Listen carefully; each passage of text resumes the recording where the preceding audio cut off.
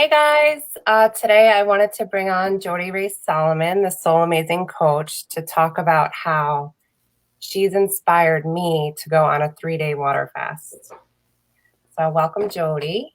Hey, I'm so excited to be here. So, I actually have a bunch of questions because I didn't do like a ton of research on it. Um, Okay. so, this is day 2 for me. Day 1 wasn't that difficult. I just felt like I like would realize certain habits that I have. Like, okay, I eat breakfast at this time, or oh, I have some almonds that I usually eat like at night if I'm hungry. hmm But it was interesting. Like I didn't need it. It was just like almost habit.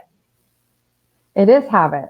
Yeah. So, most of our eating is actually habit driven and not physically driven. And so, when we learn to really listen to our bodies are actually telling us to stop feeding us so much food.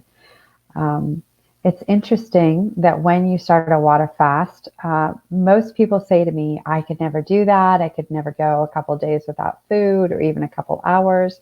You would actually be surprised at what you can do.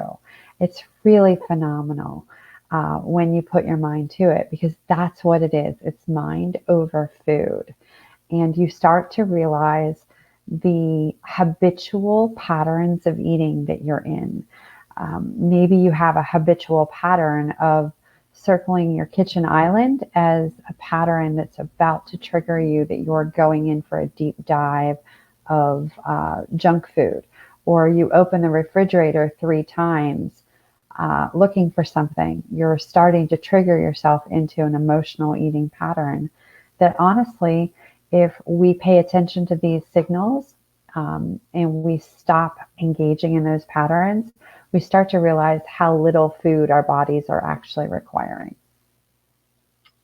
Yeah, I feel like it's almost like control over the mind. Like it reminds me of when I did like I was on a Wim Hof kick where I would do the deep dives and I would do the I still do cold showers, and it's just like having complete control of your mind. It's empowering. Yes. So I wanted to ask you, what are the benefits of water fasting? So I spoke to a little backstory. I spoke to a few family members who were like annoyed at me, and then the brothers at St. Francis Prep, they're like, "Oh no, that's not good for you, but you're young. Like, what can I say like to them? Not that I need to explain myself, but to show them that because I did see with water fasting like there was an article about how it's linked to like heart disease. So it cuts your I think it's like 30%. Um, it cuts your risk of heart disease just by doing these cleanses.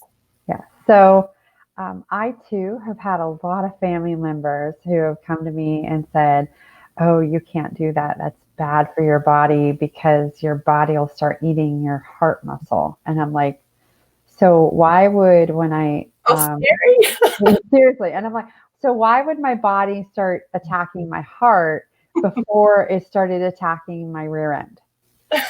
I'm really curious about stuff like that. So there are so many benefits to water fasting. And even if I hate to reference it, but even if you look in the Bible, you will see that even in the Bible, every feast is followed by a fast.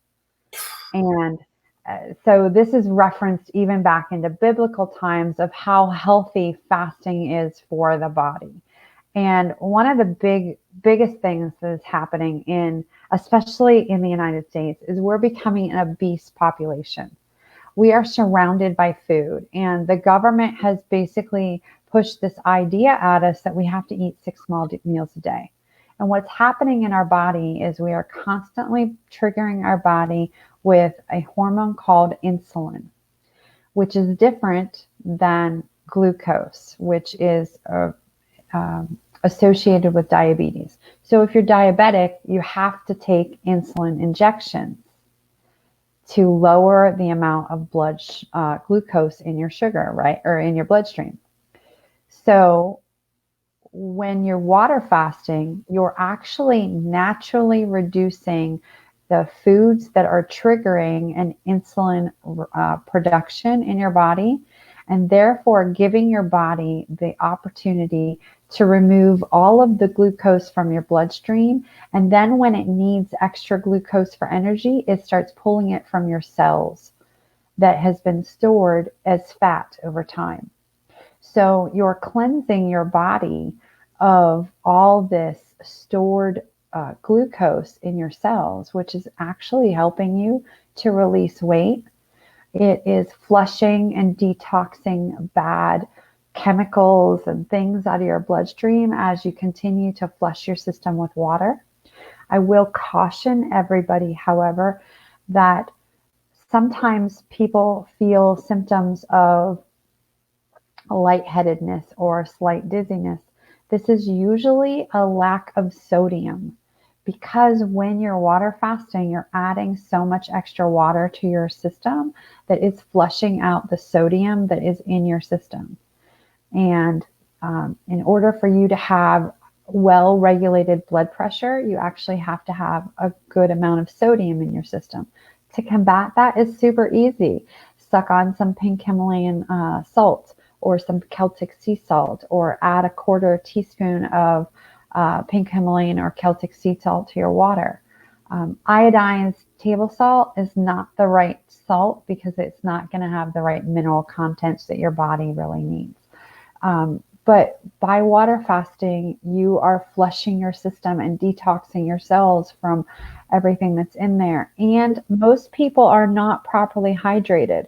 So proper hydration is to drink half of your body weight in ounces per day of water. So if you weigh 200 pounds, you should be drinking 100 ounces of water every single day, whether you're water fasting or not. And believe it or not, drinking that much water will actually also aid you in eating less and reducing your weight on your body. That's amazing. So I'm a typical American, and I saw that you had posted in. So me and Jodi are in a mastermind together. It was my first mastermind. My cousin Brian introduced me to the Tony Robbins world and invited me into this beautiful mastermind where we read books every week and we dissect and we share our goals and grows. So I saw somebody post, like, what if you get hunger pains? Like, you could have coffee. Yes, so I actually have coffee right here. You can drink decaf or regular. It's different camps, whether you want caffeine in your body or not. Caffeine can help in revving up your metabolism. However, there's downsides to caffeine. So I always drink decaffeinated coffee. You need to have your coffee black. If you're using a sweetener of some sort, you need to make sure that it is stevia or erythritol.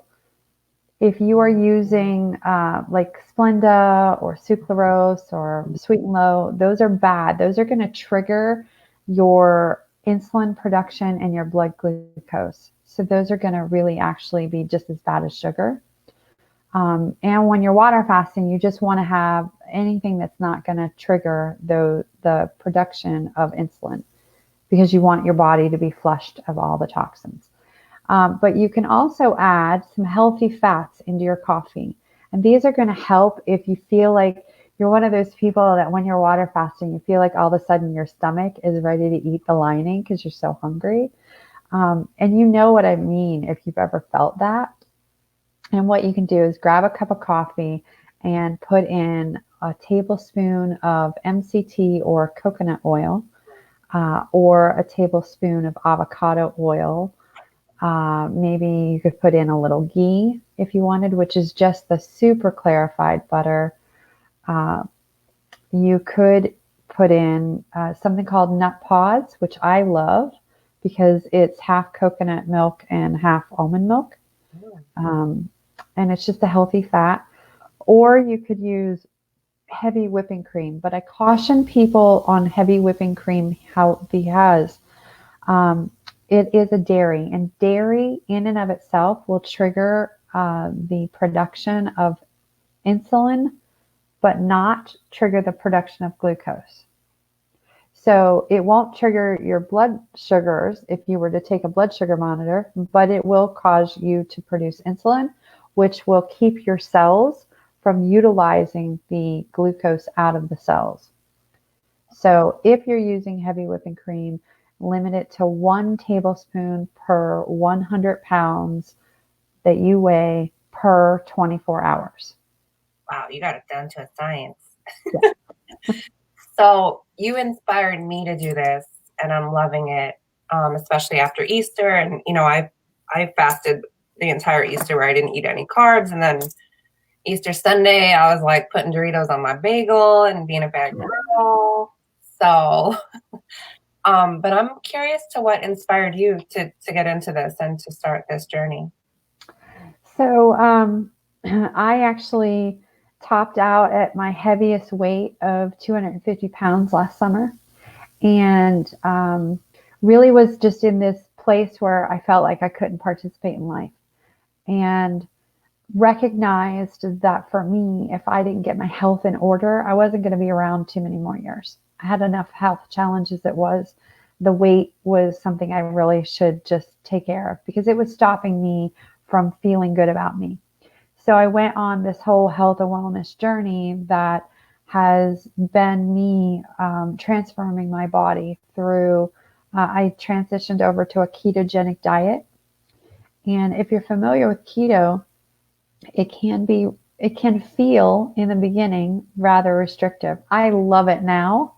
However, in the beginning, it felt really restrictive, especially when you're coming off of eating all the cakes and the candies and the cookies and the chocolates. And then all of a sudden you're like, yeah, I have to even be careful with how much cheese I eat. And so, excuse me, it was very challenging for the first couple months that I was doing keto, and also battling a food addiction. I'm an emotional eater, and I found myself at a 30-year high school reunion, which, going back to high school reunion, brings up a lot of teenage emotions that were, there years and years ago. And so now I'm having all these emotions come up, all these feelings, and there's cake and wine in front of me. And I was like, too much today, can't handle it. And I was fist deep in the cake and drinking the wine. And then I was mad at myself that I did this. But the universe provides for all of our needs. And within a day, I found somebody talking about water fasting, and I got introduced to this amazing video that taught me everything I needed to know about water fasting and what happens in the body. And it's all the science stuff that I don't really get in this, super sciencey way, but I got it enough to I understand, like, that's what I need to do. And so I did it. And the first time I did it, I was like, holy crap, if I can go 3 days without food, if I have this much mastery over my mind, over food, what else can I do in my life? So empowering. I got my fireworker shirt on today. Yes. See, if you can walk on fire, what else can you do in your life? True. It's so true. Wow. So moving forward, I'm on day 2. Do you have any advice? Because I didn't really feel any like resistance yesterday, even though I was surrounded by food and making tons of it. I wasn't really like into it. But today I'm like, all right, day 2. I don't know how it's going to go. It's just, it started a number of hours ago. Do you have is there how was your first fast? So there's actually a timeline on everything that happens to your body during a fast. So most people start to feel hungry right around the time of day that they normally would eat. And this is a release of a hormone called ghrelin. I tell people it's ghrelin be growling. It's making your stomach growl. It happens for about 15 to 30 minutes. And if you just ignore that and ride the wave out, that hormone production goes away, and you'll conveniently forget to eat until the next time of day that you normally would eat. And this will happen throughout the first day. And most people are like so excited to do their first fast that that's what it is. I'm ignoring it.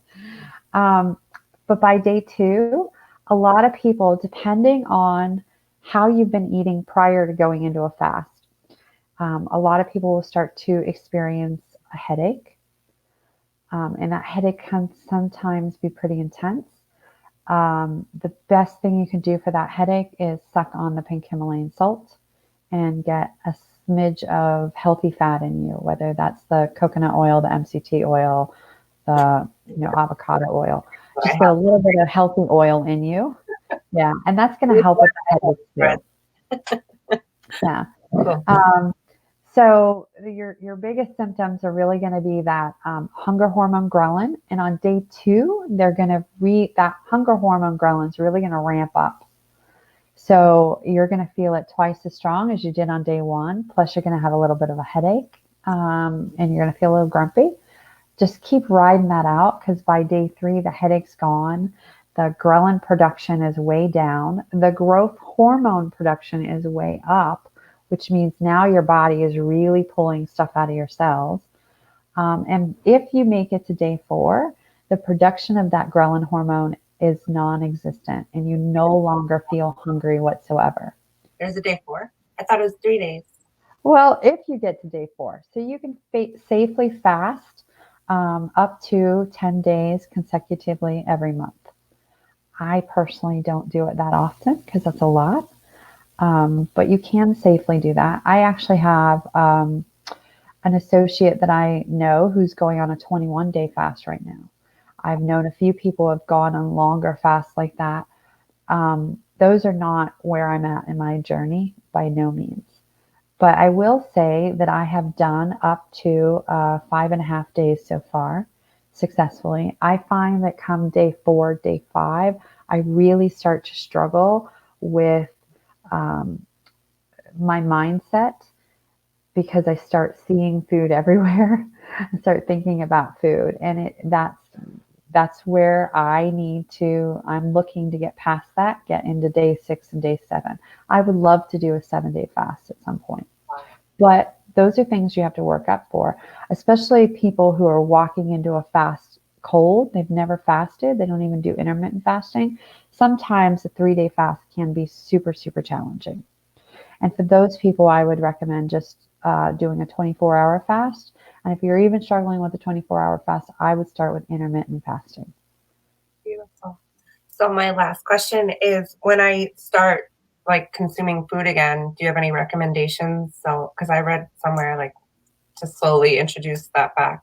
Yes. So you really need to start your refeed slowly, small amounts. So you might want to have a healthy fat, and maybe a boiled egg, something with, just that's a healthy fat, not a lot of heavy grease. Boiled egg, maybe a couple slices of avocado. Let that sit on your stomach for maybe half an hour to an hour, and then have a meal. That way your body's kind of adjusting to, hey, there's food here. What do I do? Yeah. So fun. All right, Jodi. Is there anything else you want to tell us about the water fast, or anything else going on in your world? No. Well, yes, there is one more side effect. I really want to warn and caution people that, and this is something a lot of people don't talk about. If you're coming into a fast, eating a diet that's heavy on the carbohydrates, the processed foods, the heavy sugars, know that when you start properly hydrating and you're doing a water fast, it is perfectly normal for you to end up with diarrhea. Oh no! It's absolutely perfectly normal. Carbs in months, but yeah. But if you're coming to this water fast with more of a healthy diet, where that's low in carbs and high in fiber, you probably won't have that side effect. Okay.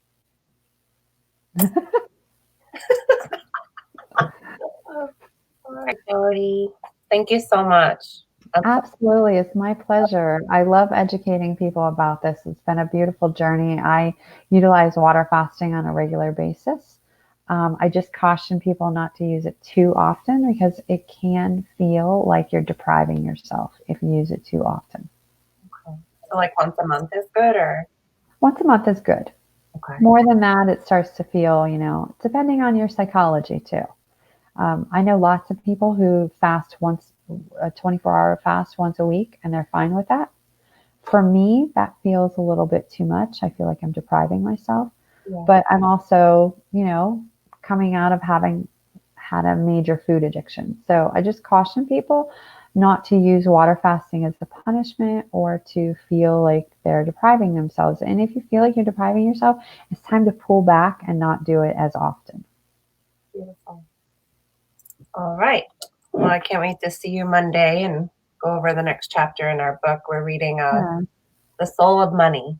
So Yeah, it's a fascinating book. I love it. And I love you.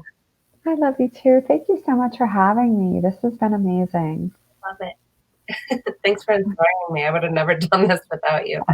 I appreciate the support. Thank you so much, friend. Have a great day, guys. Have a You great too. Talk soon. Bye.